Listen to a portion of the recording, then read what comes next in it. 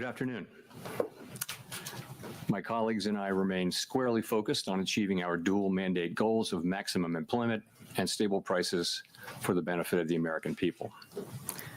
Although important federal government data for the past couple of months have yet to be released, available public and private sector data suggests that the outlook for employment and inflation has not changed as much since our meeting in October. Conditions in the labor market appear to be gradually cooling, and inflation remains somewhat elevated. In support of our goals, in light of the balance of risks to employment and inflation, today the Federal Open Market Committee decided to lower our policy interest rate by a 1/4 percentage point. As a separate matter, we also decided to initiate purchases of shorter-term Treasury securities solely for the purpose of maintaining an ample supply of reserves over time, thus supporting effective control of our policy rate. I will have more to say about monetary policy and its implementation after briefly reviewing economic developments. Although some key government data have yet to be released, available indicators suggest that economic activity has been expanding at a moderate pace. Consumer spending appears to have remained solid, and business fixed investment has continued to expand. In contrast, activity in the housing sector remains weak. The temporary shutdown of the federal government has likely weighed on economic activity in the current quarter, but these effects should be mostly offset by higher growth next quarter, reflecting the reopening. In our summary of economic projections, the median participant projects that real GDP will rise 1.7% this year and 2.3% next year, somewhat stronger than projected in September. In the labor market, although official employment data for October and November are delayed, available evidence suggests that both layoffs and hiring remain low, and that both households' perceptions of job availability and firms' perceptions of hiring difficulty continue to decline. The official report on the labor market for September, the most recent release, showed that the unemployment rate continued to edge up, reaching 4.4%, and that job gains had slowed significantly since earlier in the year. A good part of the slowing likely reflects a decline in the growth of the labor force due to lower immigration and labor force participation, though labor demand has clearly softened as well. In this less dynamic and somewhat softer labor market, the downside risks to employment appear to have risen in recent months. In our SEP, the median projection of the unemployment rate is 4.5% at the end of this year and edges down thereafter. Inflation has eased significantly from its highs in mid-2022, but remains somewhat elevated relative to our 2% longer-run goal. Very little data on inflation have been released since our meeting in October. Total PCE prices rose 2.8% over the 12 months ending in September, and excluding the volatile food and energy categories, core PCE prices also rose 2.8%. These readings are higher than earlier in the year as inflation for goods has picked up, reflecting the effects of tariffs. In contrast, disinflation appears to be continuing for services. Near-term measures of inflation expectations have declined from their peaks earlier in the year, as reflected in both market and survey-based measures. Most measures of longer-term expectations remain consistent with our 2% inflation goal. The median projection in the SEP for total PCE inflation is 2.9% this year and 2.4% next year, a bit lower than the median projection in September. Thereafter, the median falls to 2%. Our monetary policy actions are guided by our dual mandate to promote maximum employment and stable prices for the American people. At today's meeting, the committee decided to lower the target range for the federal funds rate by a 1/4 percentage point to 3.5 to 3.75%. In the near term, risks to inflation are tilted to the upside and risks to employment to the downside, a challenging situation. There is no risk-free path for policy as we navigate this tension between our employment and inflation goals. A reasonable base case is that the effects of tariffs on inflation will be relatively short-lived, effectively a one-time shift in the price level. Our obligation is to make sure that a one-time increase in the price level does not become an ongoing inflation problem. But with downside risks to employment having risen in recent months, the balance of risks has shifted. Our framework calls for us to take a balanced approach in promoting both sides of our dual mandate. Accordingly, we judged it appropriate at this meeting to lower our policy rate by a 1/4 percentage point. With today's decision, we have lowered our policy rate 3/4 of a percentage point over our last 3 meetings. This further normalization of our policy stance should help stabilize the labor market while allowing inflation to resume its downward trend toward 2% once the effects of tariffs have passed through.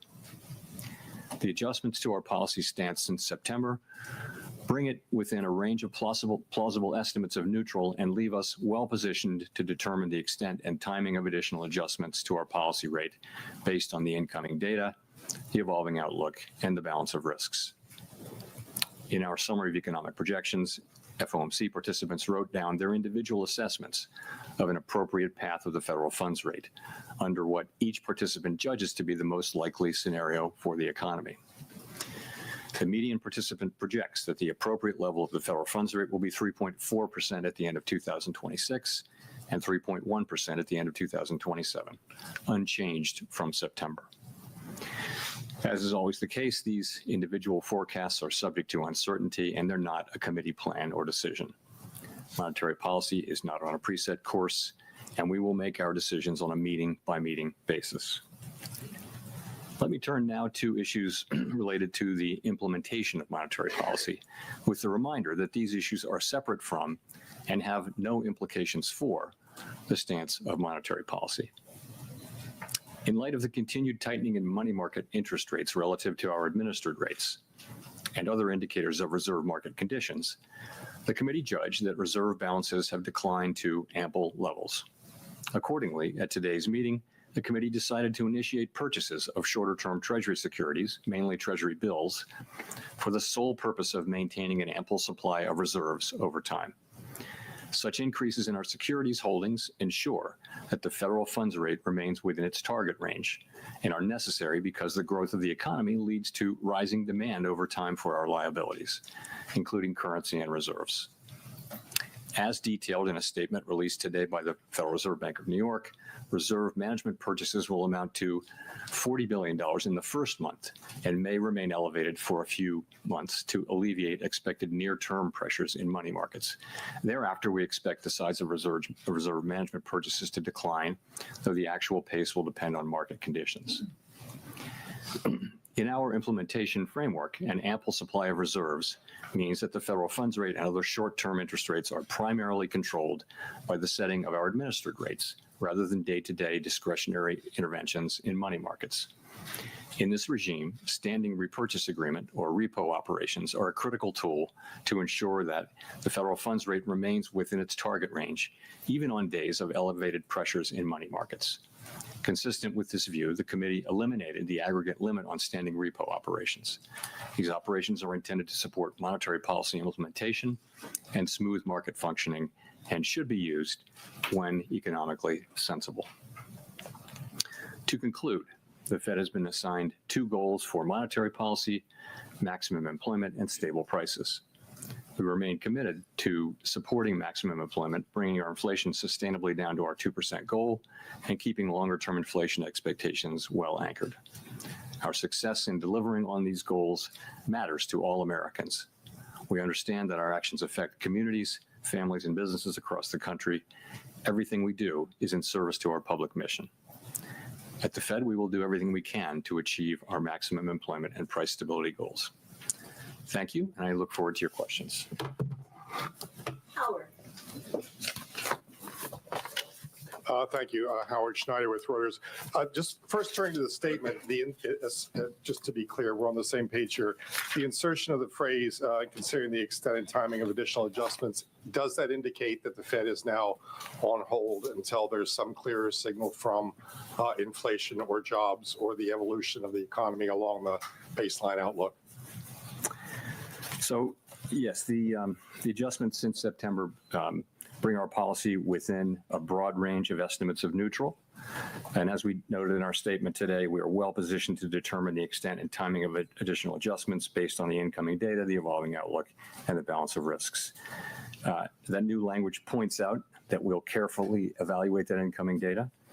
And also, I would note that having reduced our policy rate by 75 basis points since September and 175 basis points since last September, the Fed funds rate is now within a broad range of estimates of its neutral value, and we are well positioned to wait to see how the economy evolves.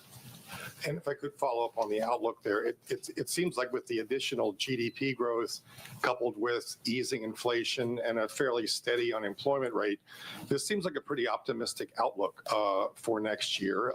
What's given rise to that? Is this an early bet on AI? Is there some sense of improving productivity out there? What's driving that?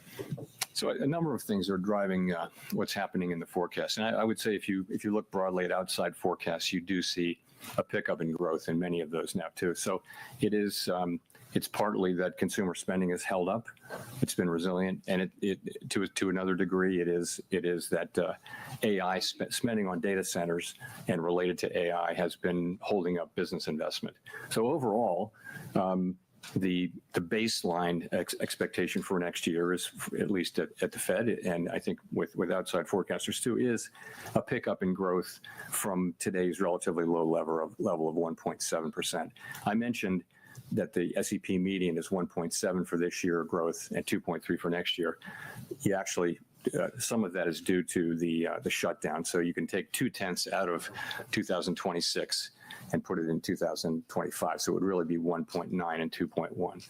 But overall, yes, for a few reasons, fiscal policy is going to be supportive. And as I mentioned, AI spending will continue. The consumer continues to spend. So it looks like the baseline would be solid growth next year. Steve. Thank you, Mr. Chairman, for taking our questions here. You had previously described rate cuts in terms of a risk management framework, and kind of following up on what Howard was asking, is the risk management phase of rate cuts over here? And have you taken out sufficient insurance, I guess, against potential weakness in terms of the data we might get next week when it comes to employment?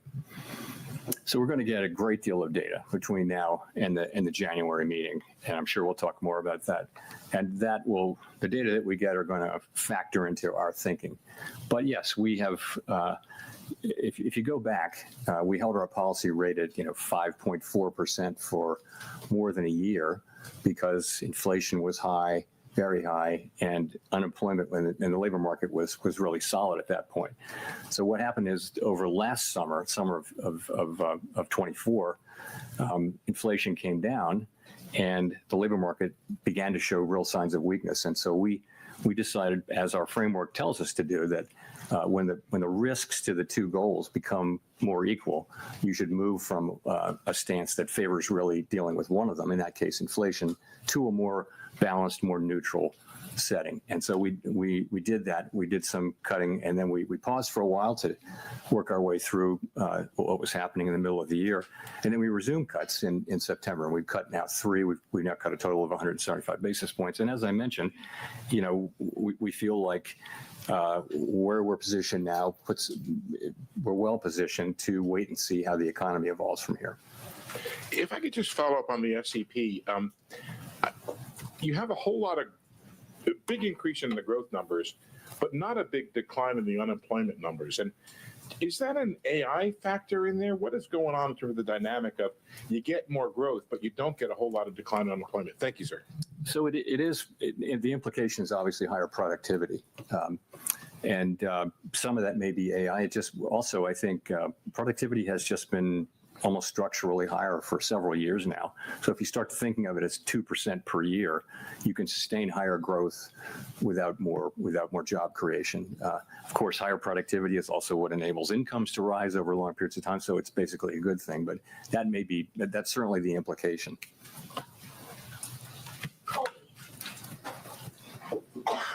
Thank you. Colby Smith with the New York Times. Today's decision was clearly very divided. It wasn't just the two official dissents against the cut, but there were also soft dissents from four others. And I'm just wondering if this reluctance from several people to support recent reductions suggests that there is a much higher bar for cuts in the near term. And what exactly does the committee need to see if things are well positioned right now to support a January reduction?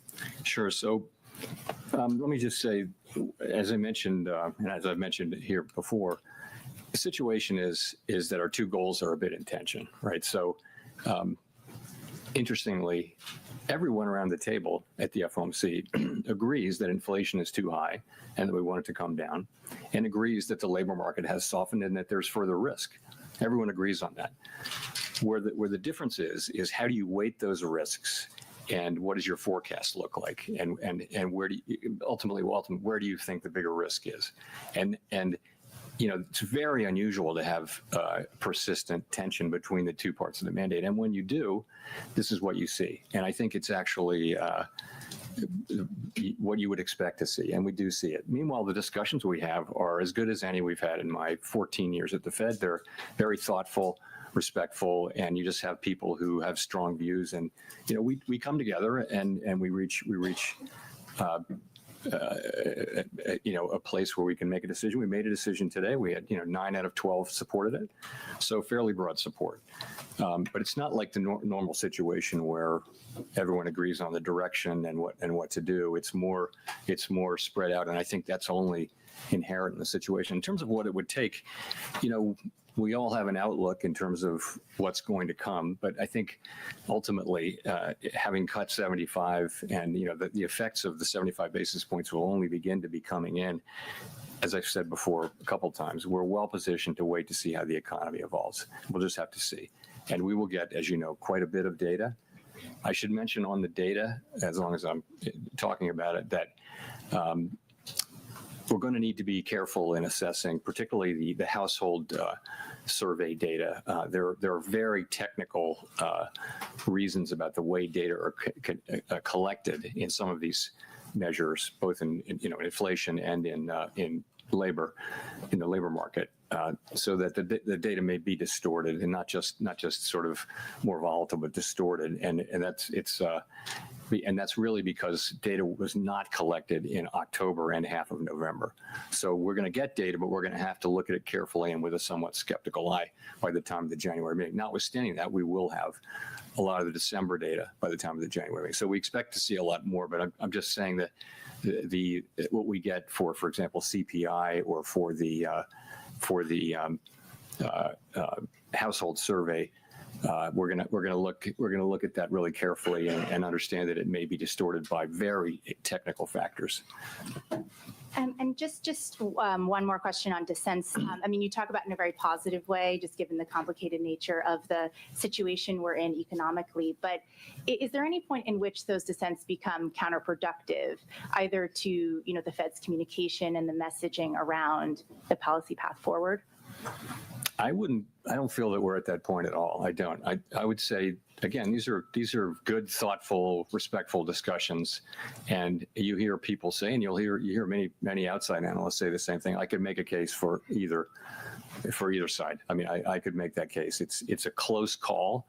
We have to make decisions, and we always hope that the data will give us a clear read, but in this situation, you have competing. If you look through the SEP, you'll see that a very large number of participants agree that risks are to the upside for unemployment and to the upside for inflation. So what do? You've got one tool. You can't do two things at once. So at what pace do you move? What size moves do you make, and that kind of thing? And what's the timing of them? It's a very challenging situation. I think we're in a good place to, as I mentioned, to wait and see how the economy evolves. Nick.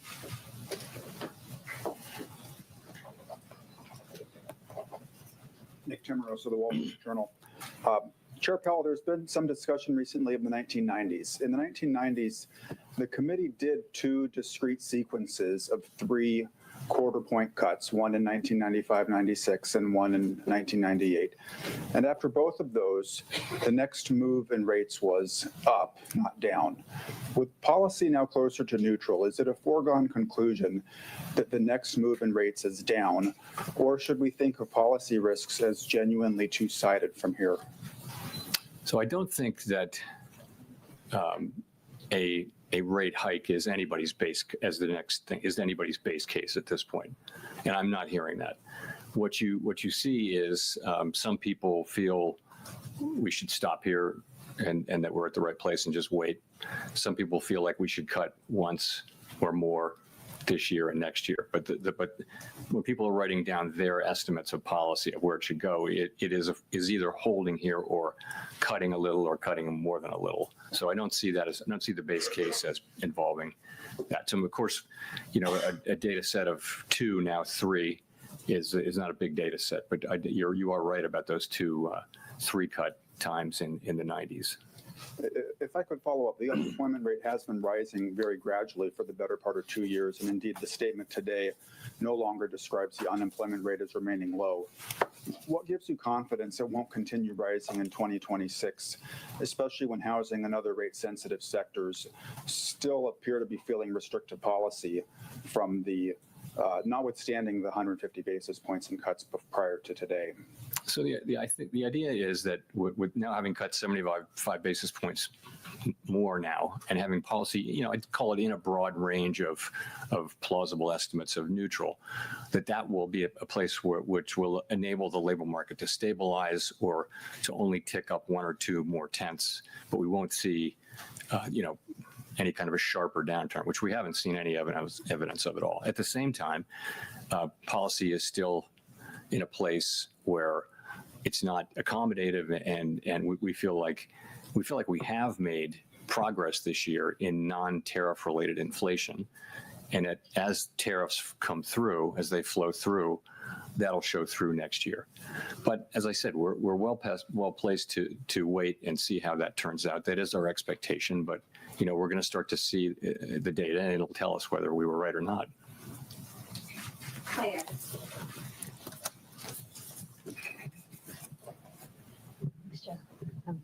Claire Jones, Financial Times. A lot of people interpreted your comments at the October meeting that, when there's a foggy situation, we slow down, to mean that, there wouldn't be a cut now, there'd be a cut in January instead. So it'd be good to get a sense of why did the committee decide to move today rather than to move in January instead?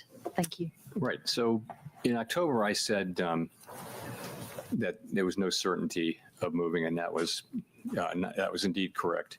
I said it's possible you could think about it that way, but I was careful to say other people could look at it differently. So why did we move today? I would point to a couple things. First of all, gradual cooling in the labor market has continued. Unemployment is now up 0.3 from June through September. Payroll jobs averaging 40,000 per month since April. We think there's an overstatement in these numbers by about 60,000, so that would be negative 20,000 per month. And also, just to point out one other thing, surveys of households and businesses both show declining supply and demand for workers. So I think you can say that the labor market has continued to cool gradually, maybe just a touch more gradually than we thought. In terms of inflation,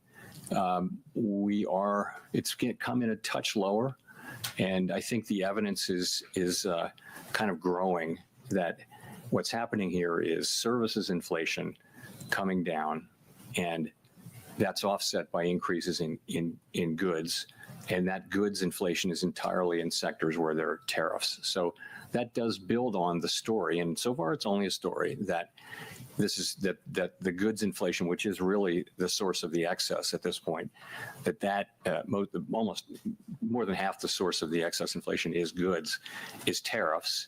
And you've got to say then, so what do we expect from tariffs? And I would say that is to some extent down to looking for broader economic, heat. Do we see a hot economy? Do we see constraints? Do we see what's going on with wages? You saw the ECI report today. It doesn't feel like a hot economy that wants to generate, Phillips curve kind of inflation. So we look at all those things, and we say that this was a decision to make. It obviously wasn't unanimous, but overall, that was the judgment that we made, and that's the action we took. And just on the ample reserves point, how concerned were people around the table about some of the tensions we've seen in money markets? Thank you. I wouldn't say concerned. So what really happened is this. Balance sheet shrinkage, sometimes called QT, went on. We had a framework in place for monitoring it, and nothing happened. The overnight reverse repo facility went down pretty much close to zero. And then beginning in September, the federal funds rate started to tick up within the range, right? And it ticked up almost all the way to interest-on reserve balances. There's nothing wrong with that. What that's telling you is that we're actually in reserves, in an ample reserves regime. So, we knew this was going to come. When it finally did come, it came a little quicker than expected, but we were absolutely there to take the actions that we said we would take. So, those actions are today. So, we announced that we're resuming reserve management purchases. That is completely separate from monetary policy. It's just we need to keep an ample supply of reserves out there. Why so big? The answer to that is, if you look ahead, you'll see that April 15th is coming up, and our framework is such that we want to have ample reserves even at times when reserves are at a low level temporarily. So that's what happens on tax day. People pay a lot of money to the government, reserves drop sharply and temporarily. So this seasonal buildup that we'll see in the next few months was going to happen anyway. It was going to happen because April 15th is April 15th. There's also a secular ongoing growth of the balance sheet. We have to keep reserves, call it constant as it relates to the banking system or to the whole economy. And that alone calls for us to increase about $20-25 billion per month. So that's a small part that's going on. It's also happening in the context of a temporary few month front loading to get reserves high enough to get through the tax period in mid-April. So that's what's happening there. Andrew. Thanks, Mr. Chairman. This is the last post-FOMC press conference before an important Supreme Court hearing next month. Can you talk about how you're hoping the Supreme Court will rule? And I'm just curious why the Fed's been so reticent on such a pivotal matter. It's not something I want to address here, Andrew. We're not legal commentators. It's before the courts, and we don't think that we help matters by trying to engage as a public discussant of that. I'll give you a mulligan though. No, thanks. I don't know if that means I get 3 questions, but No, just one more. I guess I wanted to come back to the 1990s question, and like, do you see that as a useful model for thinking about what is happening in the economy right now? I don't think it rises to that level. So I did think that in 2019, where we cut 3 times, but this is such a unique situation. It's not the 1970s, let's put it that way, but we do have tension between our 2 goals. And so that's just unique in my time at the Fed. And I think going back a long ways, we haven't had that. In our framework, as you know, says that when that's the case, that we try to, take a balanced approach to the 2 things, and we look at how far they are and how long it would take to get them back to each of them back to the goal. And that's a very subjective analysis, really. But it just tells you you've got to, and I think ultimately what it says is when they're broadly equally threatened or equally at risk, you should be kind of neutral. Because if you're either accommodative or tight, you're favoring one or the other goal. And so we've been sort of moving in the direction of neutral. Now we're in the range of neutral. We're in the high end of the range of neutral, I would say. And that's what we're doing now. It so happened that we've cut 3 times. That we haven't made any decision about January, but as I've said, we think we're well positioned to wait and see how the economy performs. Edward. Thanks, Mr. Chairman. Edward Lawrence with Fox Business. I wanted to ask you, the inflation expectations has come down in your SEP report. Do you see the tariff price increases as passing through in the next 3 months? Is it a 6-month process that we're looking for that to end? And then because of that, is jobs the threat to the economy? So with tariff inflation, it takes, there's the announcement of a tariff, and then there's, they start to take effect, and then it takes some months. Goods may have to be shipped from other parts of the, it may take, quite a while for an individual tariff to take its full effect. But once it's had that effect, then the question is, isn't that just a one-time price increase? So we actually look at it, all of the announcements and what you get from all that. You see sort of for each one of them, there's a time period, and then it's fully in. So if there are no new tariff announcements, and we don't know that, but let's assume there are no major new tariff announcements, inflation from goods should peak in the first quarter or so, right, or roughly. We haven't been able to predict this with any precision. No one is, but call it the first quarter or so of next year should be the peak. And from here, it shouldn't be big. It should be a couple tenths or even less than that. We don't really have precision on this, and after that, again, if there are no new tariffs that are being announced, that will take 9 months to get fully in, and 9 months is also an estimate, then you should start to see that coming down in the back half of next year. And I want to see if I could address sort of the elephant in the room. The president's been talking openly about a new Fed chairman. Does that hinder your current job right now or change your thinking at all? No. Mike. No mulligans for it. Michael McKee from Bloomberg Radio and Television.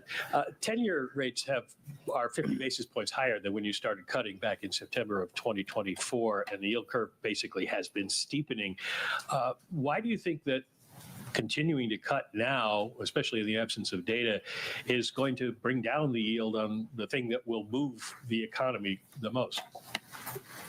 So we're looking at the real economy and focusing on that. And you've got it when the long bonds move around, you've got to look at why they're moving around. If you look at inflation compensation, it's very, that's one part of it is inflation compensation break evens. And, they're at very comfortable levels. They're at levels consistent once you get out past the very short term now. Break evens are at at quite levels that are quite consistent with 2% inflation over time. So there's nothing happening with rates going up out there that suggests concern about inflation in the long term or anything like that. I mean, I look at these things pretty regularly. Same thing with surveys. Surveys are all saying that the public understands our commitment to 2% and expects us to get back there. So why are rates going up? It has to be something else. It must be an expectation of higher growth or something like that. And that's a lot of what's been going on. I mean, you saw a big move, toward the end of last year, which was not to do with us. It was to do with other developments. Well, you just mentioned that the public is expecting you to get back to 2%, and Americans overwhelmingly are citing high prices, inflation as their number one concern. Can you explain to them why you're prioritizing the labor market, which seems relatively stable to most people, instead of their number one concern, inflation? So we, as you know, we have a network of contacts in the U.S. economy, which is really unmatched if you go through the 12 reserve banks. So we hear loud and clear how people are experiencing really costs. It's really high costs. And a lot of that is not the current rate of inflation. A lot of that is just embedded higher cost due to higher inflation in 2022 and 23. So that's what's going on. And so the best thing we can do is restore inflation to its 2% goal. And our policy is intended to do that, but also have a strong economy where real wages are going up, where people are getting jobs and earning money. And we're going to need to have some years where real compensation is higher, it's positive, significantly positive. So nominal wages are higher than inflation for people to start feeling good about the affordability issue. And, so we're working hard on that. We're trying to keep inflation under control, but also support the labor market and strong wages so that people are earning enough money and feeling economically healthy again. Victoria. Hi, Victoria Guida with Politico. Just to follow up on that, I mean, this is now the third time that you've cut this year and inflation is around 3%.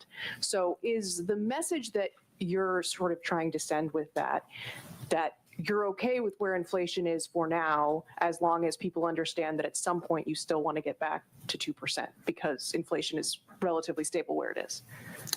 Everyone should understand, and the surveys show that they do, that we're committed to 2% inflation, and we will deliver 2% inflation.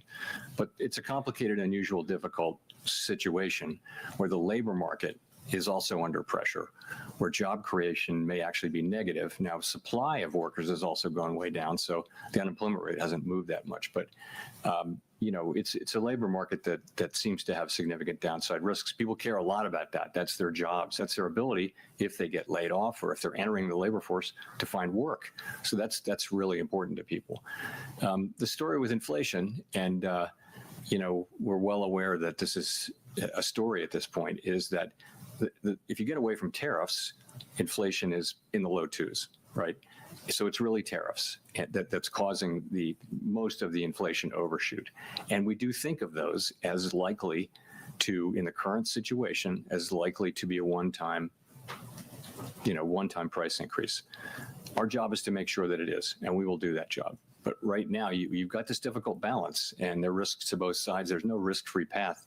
If it was just inflation and the labor market was just really strong, and then rates would be higher, as they were for more than a year. We didn't have to worry about inflation. Sorry about the labor market, because the labor market unemployment was very low. If you remember when inflation was very high, there was a labor shortage, so we could focus entirely on inflation. Now it's different. We actually have risks to both. And I think we're doing the best we can for people. They also care about their jobs. They do care about affordability. And the best thing we can do there is both to support economic activity, but also, make sure that when tariff inflation goes down and disappears, inflation lands around 2%. Elizabeth. Thanks so much, Elizabeth Schulze with ABC News. Just to follow up, you keep talking about job growth being negative. Why do you think job growth is so much worse than some of the official data? Why do you think job growth is, to follow up on your comments about job growth, why is it so much worse than the official data is suggesting? Oh, well, we know, I think I don't think this is particularly controversial.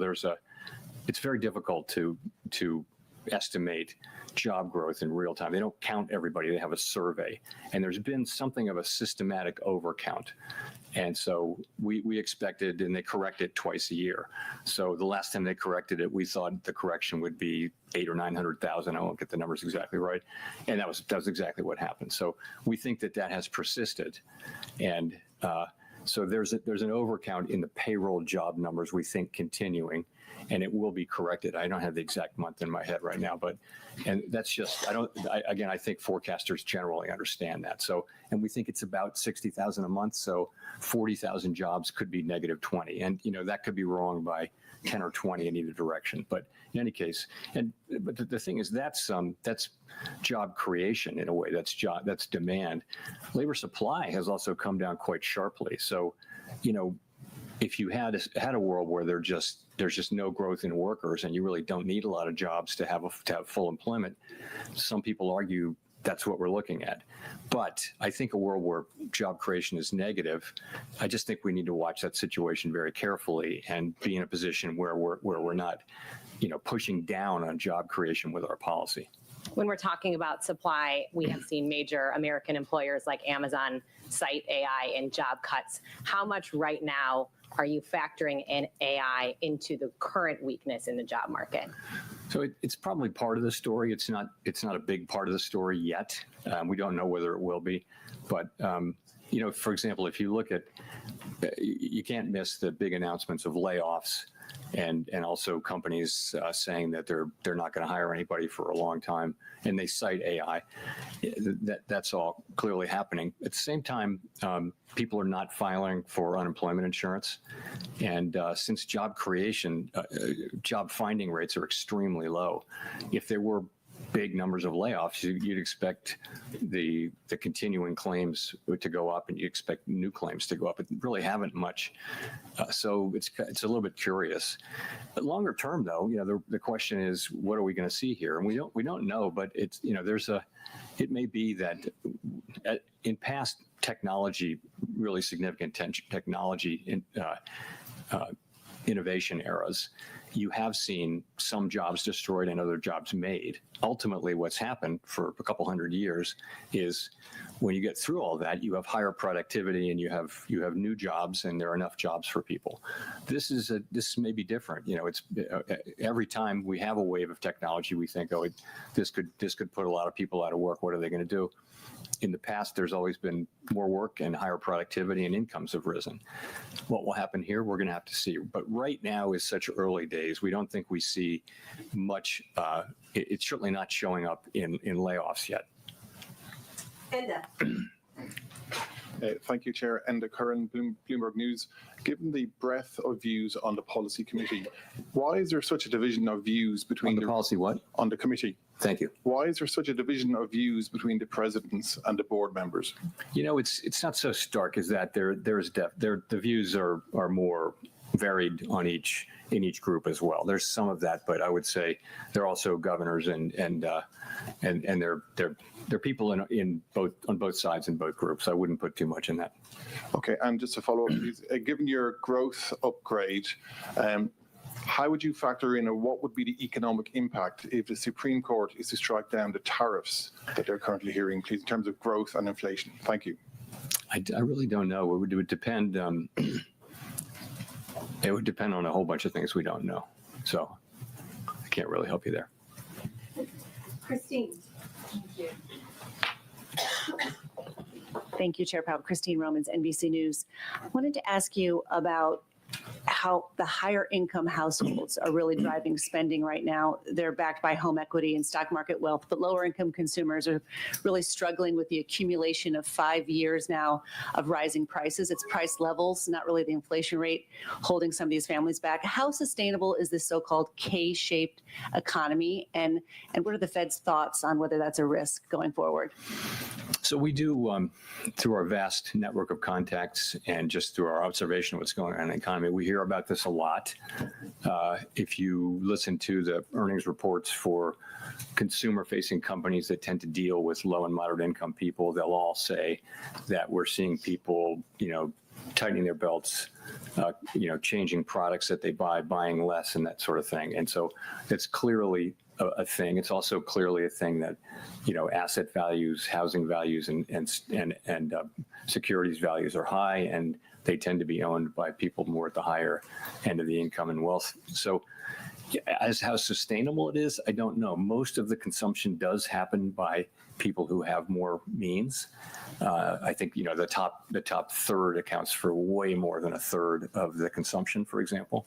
So it's a good question how sustainable that is. The best we can do is to have a, price stability and a strong labor market.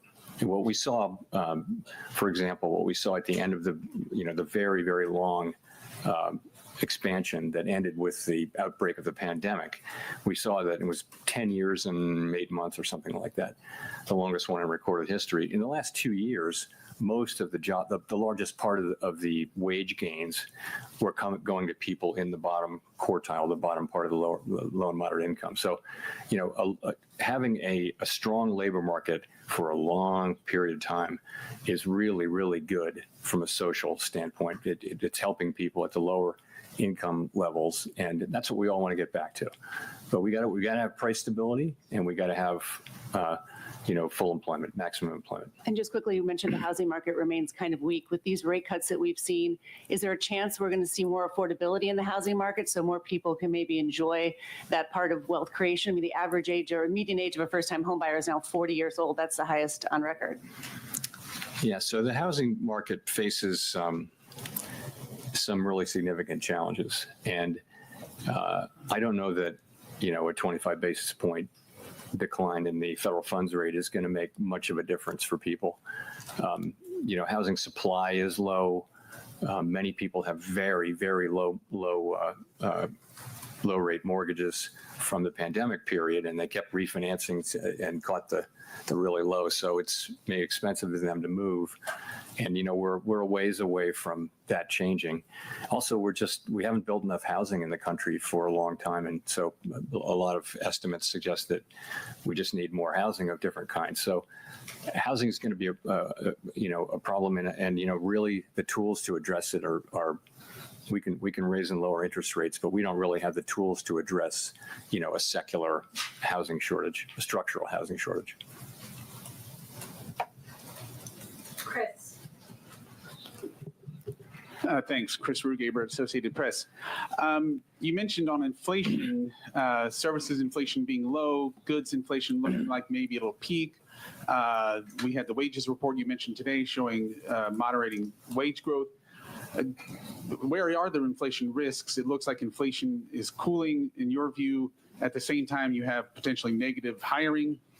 Why not? Why aren't we hearing more about maybe more cuts in this environment?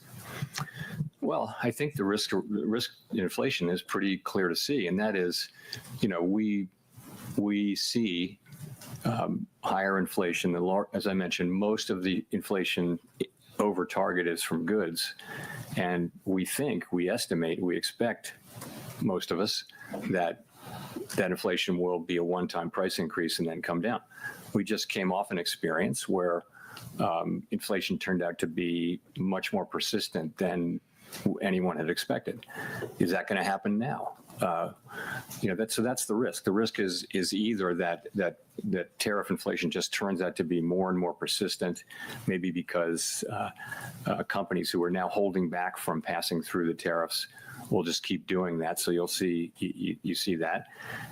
I think the other possibility is less likely, and that is just that the labor market gets tight or the economy gets tight, and you see just traditional inflation. I don't see that as particularly likely. But so I think, again, all across the committee, people see the picture pretty similarly, but see the risks quite differently.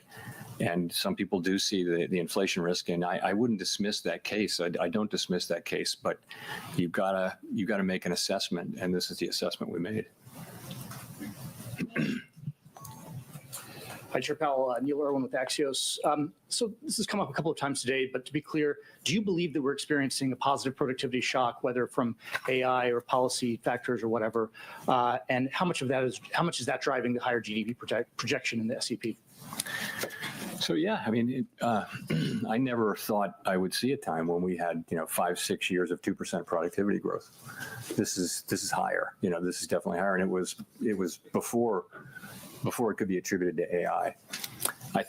I also think if you look at what AI can do, and if you use it in your personal life, as I imagine many of us have, you can see the prospects for productivity. I think it makes people who use it more productive. It may make other people have to find other jobs. So it could have productivity implications while also having social and labor market implications that we don't have the tools to deal with. But yes, I think we're definitely seeing higher productivity. I think it's a little quick to be saying it's generative AI, but I don't know. The pandemic may have induced people to do more automation and do more things with computers to replace people, and that raises productivity, output per hour. Does that imply a higher neutral rate, and therefore the policy might be a little easier than it seems? All things equal, yes, but all things aren't equal. There are many things pushing in different directions on where the neutral rate would be. But yes, that argument does come up. Matt Egan. Thanks, Chair Powell. Matt Egan with CNN. After today, you only have 3 more meetings at the helm of the Fed. Since becoming Fed chair, you've seen multiple trade wars, the pandemic, COVID reopening, period of high inflation. I know your term's not up as chair until May, but I'm wondering if you've given any thought to what you want your legacy to be. My legacy. My thought is that I really want to turn this job over to whoever replaces me with the economy in really good shape.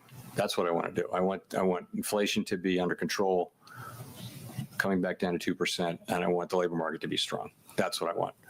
And all of my efforts are to get to that place. They have been all along, but ultimately, that's what and it's, I don't have time to think about the bigger things. I hope many years ahead to worry about that, but there's enough to do. Relatedly, have you given any more thought, and can you tell us any more about your plans on whether or not you plan to stay on the Fed Board of Governors even after your term as chair expires? Again, I'm focused on my remaining time as chair. I haven't got anything new on that to tell you.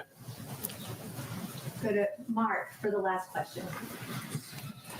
Chairman Mark Hamrick with Bankrate. Even while many price levels remain elevated, the reductions in the federal funds rate means that savings rates, or yields to be more precise, have peaked while key borrowing rates remain elevated. And that's, as we've discussed here, as many Americans struggle with liquidity or emergency savings challenges. Is that just collateral damage or an unintended consequence because your tools are limited in addressing individual or household liquidity constraints, insufficient money in the bank? I don't know. I wouldn't agree that that's collateral damage of our. I mean, over time, we do what we do in order to create price stability and maximum employment, and those things are hugely valuable to all the people we serve. When we raise rates to bring inflation down, that does work by slowing the economy, but we've moved back our policy back down to where it's certainly not strongly restrictive at this point. I think it's sort of in the range of neutral. So that's what we're trying to do, and I would want people to understand that. I think what people are feeling is the effect of higher prices. There was a global wave, sort of every large economy in the world, sort of every large open economy, market-based economy in the world had a wave of inflation that looked an awful lot like ours. We actually came through better than any other country, substantially better. We had higher growth, we had better labor market, and this is really due to the American economy. We have an extraordinary economy, and people are innovative, they work hard, and so we're all of us who work in economics jobs are really fortunate to have the U.S. economy. So, thank you very much.